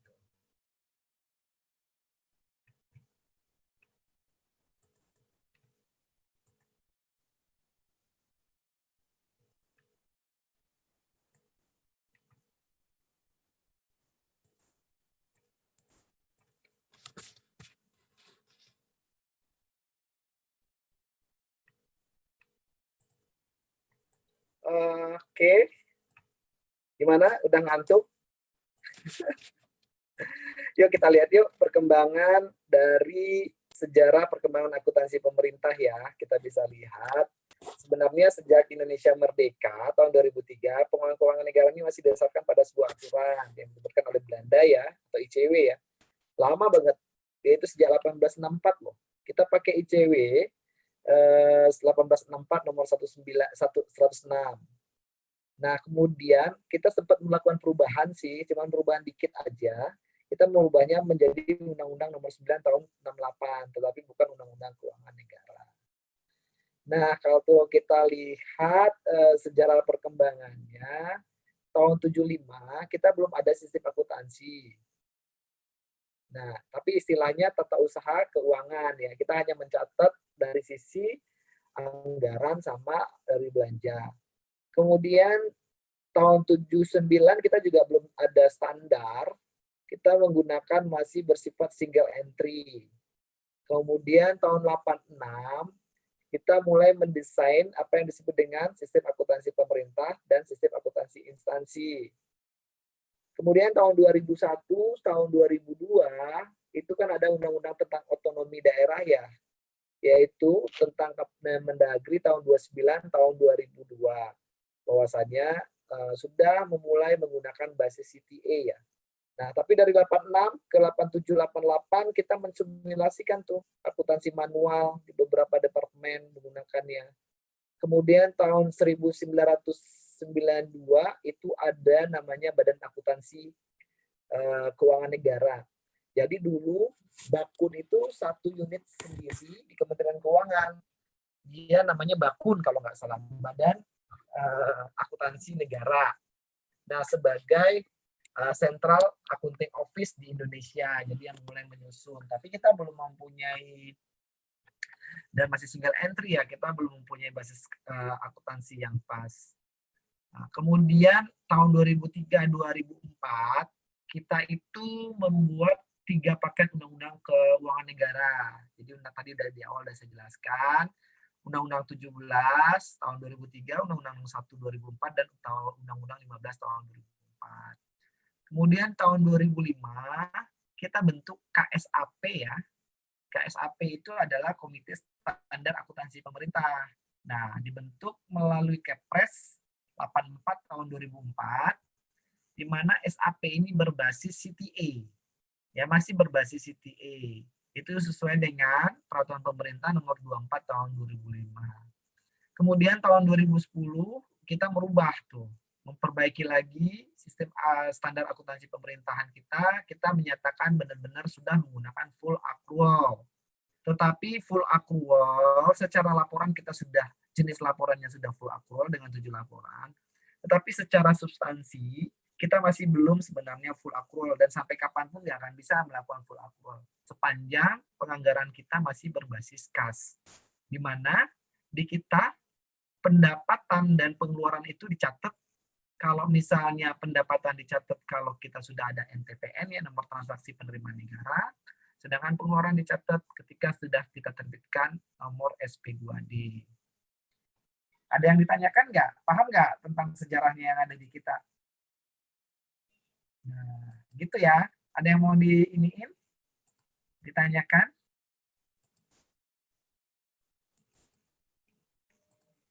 Belum, Pak. Bingung apa yang mau ditanyakan? Izin bertanya, Pak. Boleh. Jadi kan seperti yang tadi dibilang bahwa Indonesia tuh mengalami yang namanya cash toward accrual ya Pak. Di mana di situ katanya tuh entitas diperkenankan menggunakan basis akrual sepenuhnya, namun tetap menyajikan laporan realisasi anggaran menggunakan basis kas. Kenapa hanya LRA aja yang masih diizinkan menggunakan basis kas, Pak? Iya, karena LRA sampai sekarang pun masih basis kas perhitungannya. Karena pencatatan kita kan laporan realisasi anggaran berarti sisi belanja ya dan sisi pendapatan. Nah, pengeluaran kita itu baru boleh tercatat di transaksi itu bukan berdasarkan perikatan, tapi berdasarkan uang keluar dari rekening kas negara. Bukti uang keluar dari kas negara adalah dengan adanya nomor SP2D kan. Nah, itu salah satu contoh pencatatan kita. Kemudian kalau dari sisi belanja itu sisi pendapatan belanja ya, pendapatan ya. Pendapatan itu diakui kalau sudah ada nomor transaksi penerimaan negaranya. Nah, jadi tanggal transaksinya itu adalah tanggal dari penerimaan negara. Nah, itu dari sisi entitas ya, kalau kas akrual. Nah, sebenarnya masalah basis kas dan basis akrual ini adalah terkait pengakuan terhadap pendapatan belanja dan pembiayaan. Kalau basis akrual itu pengakuannya sudah memasukkan unsur pengakuan aset, pengakuan kewajiban, dan pengakuan ekuitas. Paham ya? Berarti Pak, apa ada kemungkinan Indonesia bakal nerapin LRA sendiri ke akrual, Pak? Apa ada kemungkinan? Ya, kemungkinan itu ada kalau kita udah siap benar-benar kita bisa menghitung atau menciptakan suatu sistem atau cara bagaimana pengakuan belanja ataupun pendapatan kita itu based on-nya ada transaksi. Karena belum siap secara sistem. Jadi gini, harusnya itu sudah ditarik ya, contoh gini di Satker. Jadi kan ketika Satker akan belanja modal, misalnya tentu dia membuat kontrak ya, kan ada tanggal kontrak tuh, harusnya tanggal kontrak itu harusnya sudah kita catat dong sebagai tanggal transaksi kalau kita basisnya akrual ya. Berarti nanti kita akan mencatat misalnya beli mobil. Berarti nanti tanggal kontrak, tanggal perikatan itu kita catat misalnya aset pada hutang karena belum keluar kan ya, duitnya belum keluar. Nah, itu kan kita catat kalau kita menggunakan pencatatannya adalah basis akrual. Tapi kita belum siap. Karena Satker kita ada 23.000, bagaimana kita mulai mencatat dari sisi mereka, karena itu kan ada di Satker baru ya, belum ada di BUN, itu belum dimintakan tagihannya ke Bendarum Negara. Nah, kapan dimulai start pencatatannya? Ketika proses penagihan itu diajukan ke negara, ya oleh kementerian lembaganya, kemudian dalam bentuk SPM, kemudian dari SPM itu kan diterbitkan SP2D, uangnya ditransfer. Nah, ketika uang itu keluar, disitulah start point-nya itu dicatat, itu transaksi itu mulai. Makanya untuk yang belanja kita itu tetap baru berbasis kas karena kita belum siap gitu loh. Pak, terima kasih. Oke.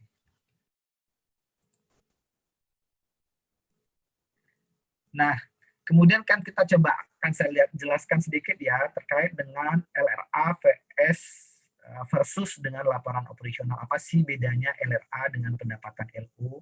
Kan sama-sama mencatat ya belanja ataupun pendapatan. Ini perbedaannya adalah terkait dengan perbedaan pengakuan kas sih sebenarnya. Jadi kalau di LRA itu penerimaan oleh BUN atau Bendaran Umum Daerah atau entitas pemerintah lainnya yang menambah dalam periode tahun yang bersangkutan menjadi hak pemerintah dan tidak perlu dibayarkan kembali oleh pemerintah. Jadi artinya itu sudah yakin ya itu menjadi hak dan tidak akan dikeluarkan kembali. Nah, itu adalah pendapatan kita di sisi LRA ya, kita mencatatnya pendapatan di sisi LRA. Tapi kalau kita pengakuannya pendapatannya di sisi LO, kita juga mencatat di laporan operasional. Yaitu hak pemerintah yang diakui sebagai penambah nilai kekayaan bersih. Jadi benar-benar pendapatan. Pada tahun berjalan ya, kekayaan bersih adalah selisih antara aset dan kewajiban atau yang disebut dengan ekuitas. Jadi pengakuan pendapatan itu adalah selisih antara kewajiban dan bukan aset ya, aktiva lah saya berbicaranya, tidak hanya aset. Nah, itu yang disebut dengan pengakuan pendapatan di LO.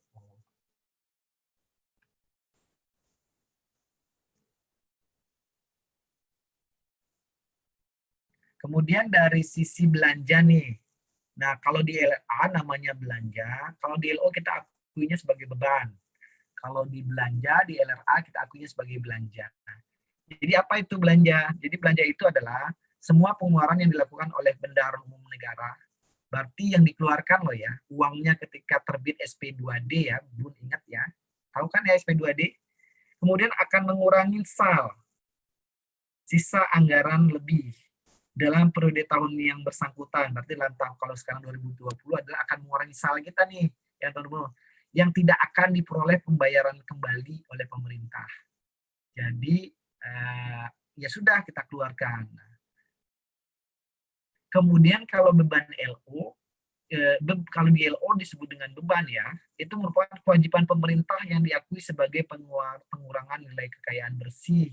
Apa aja kewajiban pemerintah, misalnya membayar gaji pegawai, untuk membuat belanja operasional.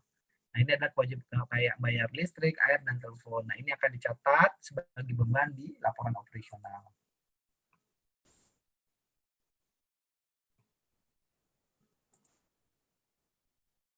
Sudah tahu istilah tentang double entry dan single entry tadi ya, tadi sudah saya jelaskan ya, bagaimana sebelum tahun 2003 kita melakukan prareformasi keuangan negara.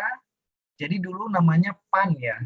Jadi laporan keuangan kita tuh hanya disebut dengan perhitungan anggaran negara saja. Jadi berisi tentang catatan-catatan pendapatan dan catatan-catatan terkait dengan belanja. Kemudian bagaimana dengan sistem akuntansi kita? Sistem akuntansi kita itu masih single entry. Kita tidak mencatat dalam bentuk debit dan kredit yang masih single entry ya. Kemudian pelaporan keuangan kita hanya berbasis kas. Jadi sebelum 2003 ya kita ketika kita mencatatnya diakui sebagai sebuah pencatatan ketika uang itu benar-benar keluar dari kas atau uang itu kas ya benar-benar masuk ke rekening kas negara. Kemudian tahun 2003 itu kita belum punya yang disebut dengan standar akuntansi. Jadi standar akuntansi pemerintah ini adalah aturan-aturan ya, aturan main atau cara-cara atau mekanisme bagaimana pengaturan akuntansi di pemerintah. Kita belum punya tuh standar akuntansi pemerintah sejak sebelum tahun 2003. Kemudian dari secara sistem, kita belum punya sistem yang terintegrasi ya. Sekarang enak kita sudah punya SPAN ya. SPAN mengintegrasikan antara data di KL dan di Satker ya. Ya data di seluruh KPPN ya. Cuman dari sisi pencatatan Satker masih terpisah karena kita masih menggunakan aplikasi SAS untuk pengeluarannya, kemudian untuk simak BMN, untuk asetnya, ya kan, aplikasi persediaan, kemudian untuk pencatatan akuntansinya kita memakai Saiba. Tapi next sekarang ini lagi dibangun nih sama Direktorat Jenderal Perbendaharaan yang disebut dengan Sakti. Sakti itu mirip dengan hampir sama dengan SPAN, tapi SPAN ada di sisi BUN, Sakti nanti ada di sisi kementerian lembaga. Pernah dengar nggak tentang Sakti dan SPAN? Sudah pernah disampaikan nggak sama dosen-dosen sebelumnya? Pernah sih, Pak. Pernah, Pak. Pernah disinggung. Pernah disinggung ya? Pernah dijelasin ya? Nah, kemudian kalau dulu transaksi-transaksi keuangan itu disajikan, itu kita nggak pernah melakukan dengan rekonsiliasi data ya. Harusnya kan kita harus melakukan rekonsiliasi apakah pencatatan di sisi Satker itu sama nggak dengan pencatatan di sisi kita, di sisi BUN, Menteri Keuangan selaku BUN. Kemudian tahun 2003 itu ada template yang panjang banget antara pengelolaan dan pertanggungjawaban keuangan negara. Jadi Satker yang kelola-kelola aja, tapi males membuat pertanggungjawaban keuangan negara. Hal-hal ini tuh belum diatur karena kita nggak punya undang-undang sebelum tahun 2003. Nah, setelah tahun 2003, kita punya Undang-Undang 17 Keuangan Negara, kemudian Undang-Undang 1 Perbendaharaan Negara, dan Undang-Undang 11 tentang pertanggungjawaban pelaksanaan keuangan negara, itu diatur lah. Kalau kita ada batas-batas waktunya. Jadi 2 bulan sejak tutupnya tahun anggaran, pemerintah itu sudah wajib menyusun laporan keuangan. Nah, makanya tahun sebelum bulan Februari kita udah siap tuh yang disebut dengan laporan unaudited. BPK masuk, periksa, kemudian memberikan rekomendasi, kita punya waktu perbaikan sampai bulan Mei. Kemudian dilakukan pemeriksaan ulang oleh BPK, sehingga nanti di bulan Juli akan diterbitkan laporan keuangan yang audited. Artinya setelah melakukan tripartit ya, antara BPK, KL, dan Kementerian Keuangan sudah diakui semua pos-pos pencatatannya, kemudian terbitlah laporan keuangan audited, LKKL audited, LKB audited, dan LKPP audited. Nah, itu nanti BPK akan memberikan opini terhadap laporan keuangan. Ada yang tahu apa aja opini laporan keuangan? Opini laporan keuangan apa aja? Ada yang tahu? WPP, WDP. WTP. Wajar tanpa pengecualian. Wajar WDP. tanpa pengecualian. Apa lagi? Wajar. Wajar dengan pengecualian. Habis itu? Disclaimer. Disclaimer itu apa artinya? Tidak memberikan pendapat. Tidak memberi pendapat opini. Oke, yang terakhir? Tidak wajar. Tidak wajar ya. Oke. Nah, kalau yang kenapa BPK tidak memberikan pendapat atau disclaimer? Apa penyebabnya? Dan tahu? Karena ketika BPK minta penjelasan nggak diberikan. Ya, artinya si auditor itu tidak mempunyai kecukupan bukti untuk menilai apakah laporan keuangan itu wajar atau tidak wajar ya. Oke. Kenapa laporan keuangan itu ngomongnya wajar dan tidak wajar? Kenapa ngomongnya salah dan tidak salah gitu? Salah dan benar. Kenapa? Ada yang tahu?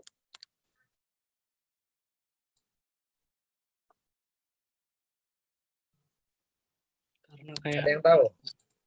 Kenapa? Izin menjawab, Pak. Iya, oke. Yusril, kenapa? Kasus Garuda tadi sih, Pak. Karena Garuda itu kan kayak kasus Garuda tadi. Soalnya dia kalau itu kan ya benar-benar aja, maksudnya ya nggak tahu kita benar apa salah, tapi cara pencatatannya benar.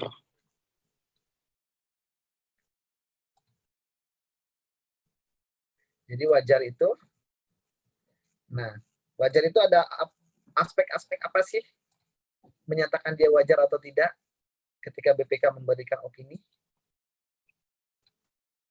Ada yang tahu? Sesuai dengan standar akuntansi pemerintah, Pak, mungkin. Betul. Ya, jadi kalau dia nyusun laporan keuangan, dia sudah sesuai nggak dengan aturan-aturan yang digunakan di standar akuntansi pemerintahan. Jangan salah, jangan nyatetnya macam-macam, tidak sesuai dengan yang diatur. Kemudian apa lagi? Kepatuhan Selain terhadap kesesuaian. peraturan undang-undangan. Disebut dengan compliance ya. Nah, artinya kalau misalnya belanja modal itu harus dikontrakkan untuk nilai yang di atas misalnya 200 juta. Tapi ketika ada kementerian lembaga yang belanja modal, tapi dia nggak pakai kontrak nih, nggak ada bukti-bukti kontraknya. Nah, ini dinyatakan dia itu menjadi salah satu unsur yang menyebabkan BPK tidak memberikan opini yang wajar. Selain compliant, apalagi? Kecukupan pengungkapan. Kecukupan pengungkapan. Ya.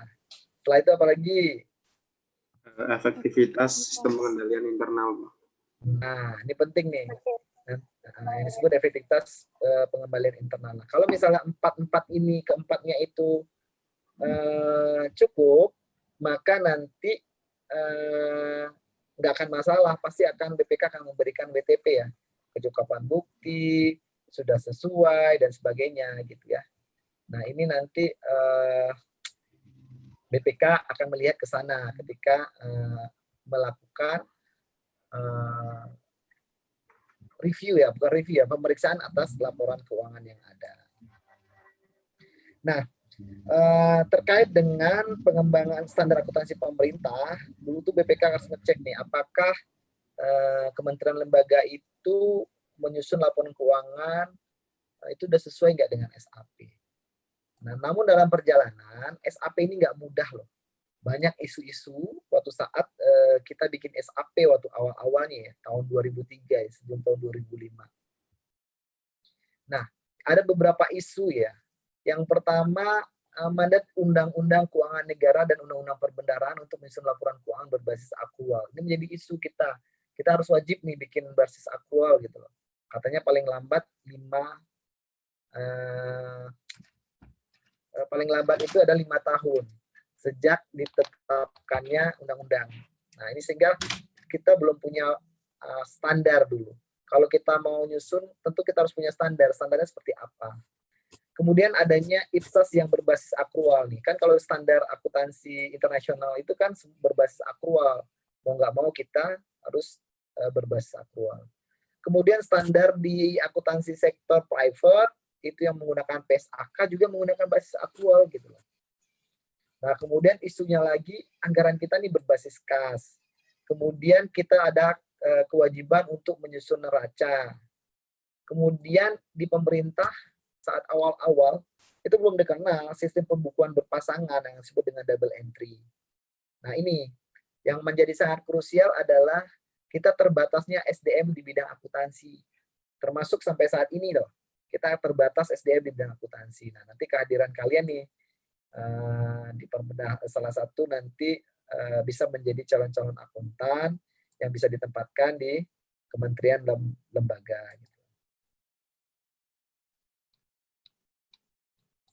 Ada yang mau bertanya?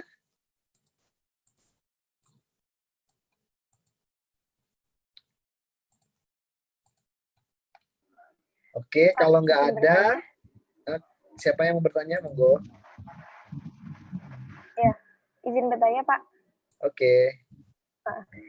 Kenapa kok BPK itu ngasihnya opini dengan kata wajar, kok nggak baik, kurang baik, atau tidak baik?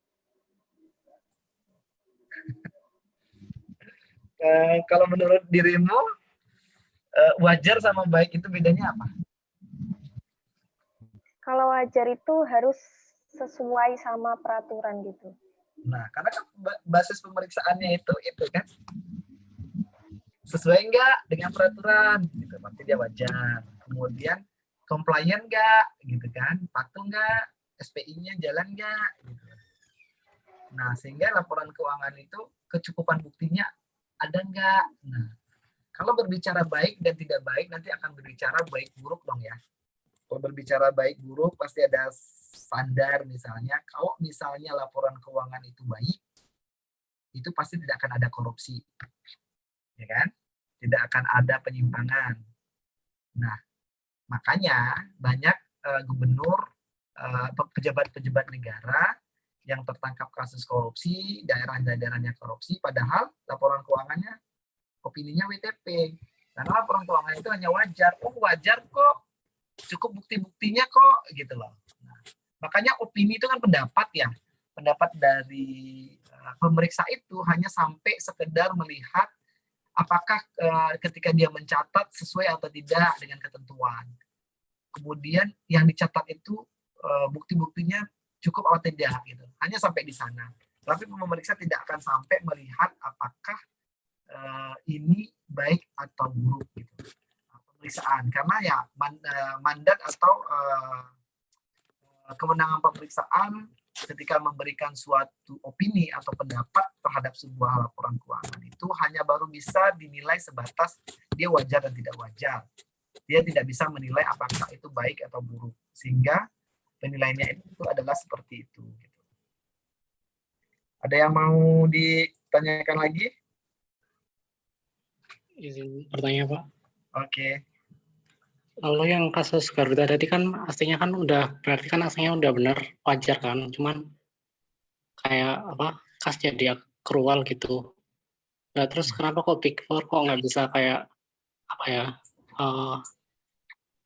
atau apa yang beli saham itu kenapa kok nggak apa itu namanya kayak nggak tahu gitu loh maksudnya.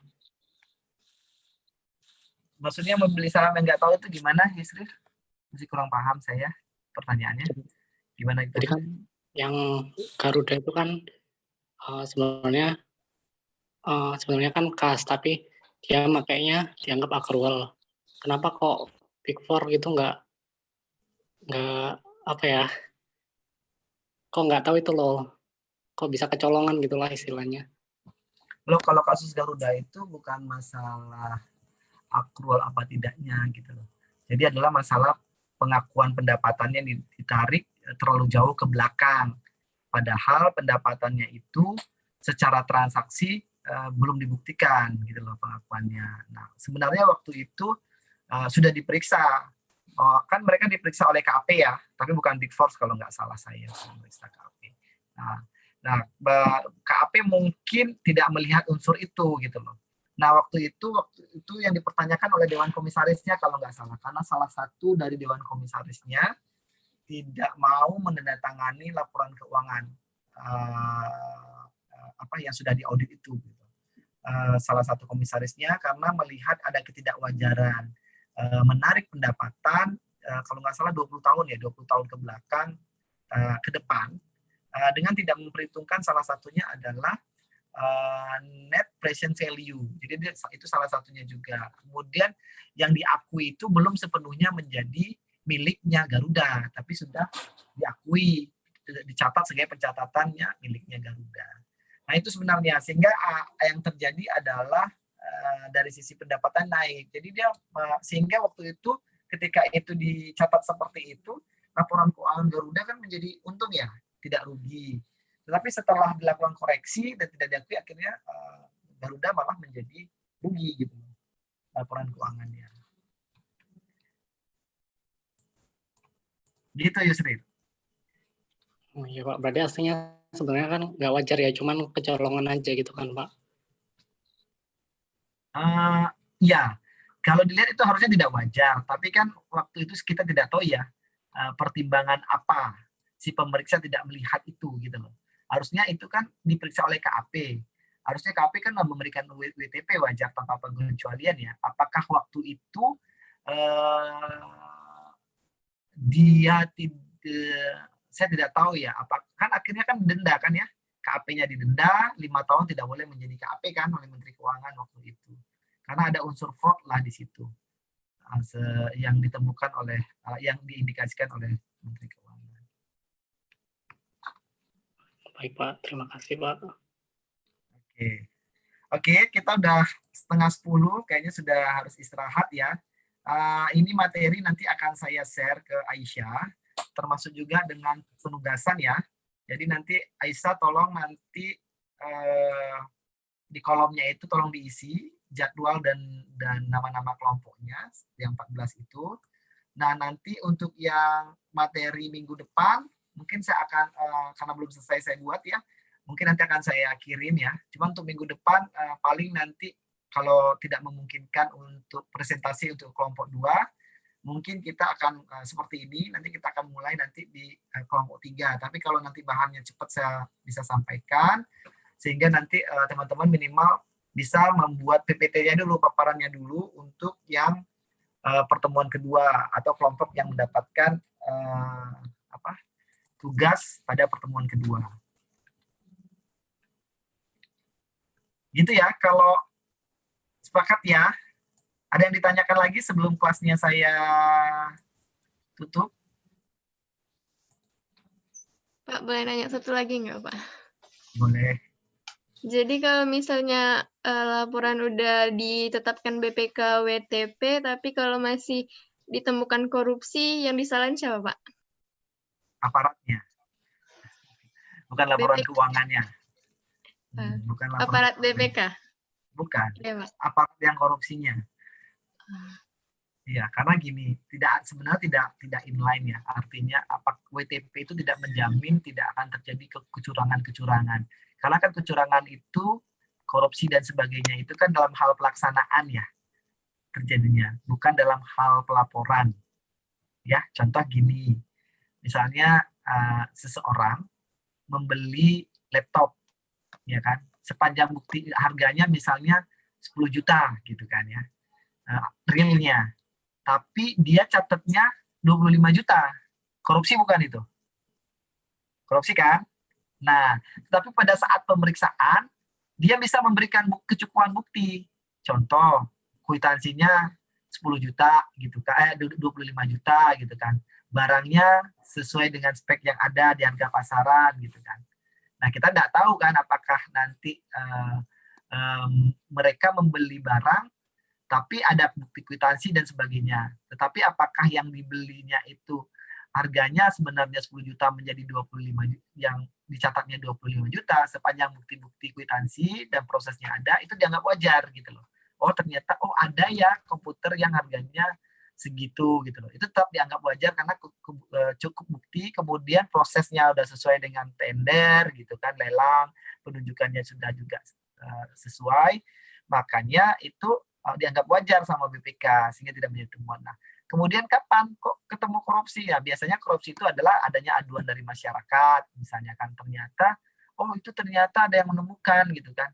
Karena kan BPK hanya melihat pencatatan, pada saat pemeriksaan kan nggak lihat barangnya, gitu kan, tidak melihat fisiknya. Kalaupun melihat hanya sampel saja, nggak mungkin misalnya ada 1000 komputer dilihatin satu-satu, cek benar nggak komputer ini fisiknya ini, harganya sekian dan tidak. Nah, karena pemeriksaan BPK pun hanya pemeriksaan sampel.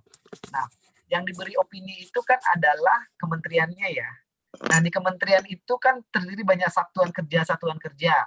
Nah, satuan kerja itu kan diperiksa secara sampel, tidak semua satkernya yang diperiksa. Misalnya Kementerian Agama, itu kan ada banyak satuan kerjanya tuh, bisa sampai 6.000 satuan kerja, kayak MAN, MIN gitu kan.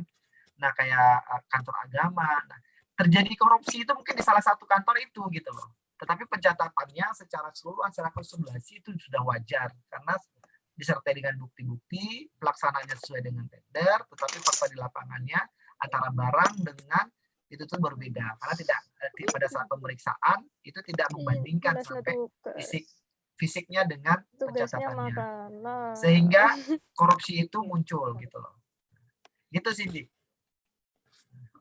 Terus ya Pak. Oke, paham ya? Artinya WTP tidak menjamin orang tidak korupsi ya. Ya, yang menjamin tidak korupsi itu adalah malaikat. Kalau dia malaikat pasti dia nggak korupsi. Gitu ya. Tapi kalau WTP tidak menjamin itu tidak terjadi korupsi. WTP hanya laporan historical, laporan keuangan yang diberikan opini oleh BPK apabila unsur-unsur tadi terpenuhi. Oke, teman-teman semua sudah pas ya, 9:30, 2,5 jam ya kita diskusi, kita ngobrol banyak. Ini pertemuan pertama. Nanti minggu depan mudah-mudahan jadwal kita masih on schedule ya. Nanti kalau tiba-tiba saya mendadak nggak bisa, nanti akan saya kabarkan ke ininya, koordinator kuliahnya. Jangan lupa ya, tugas dikerjain, jaga kesehatan, jaga imun. COVID kayak gini harus banyak-banyak happy. Sekali lagi sebelum ditutup perkuliahan kita malam ini, ada yang mau disampaikan atau ada yang mau ditanyakan?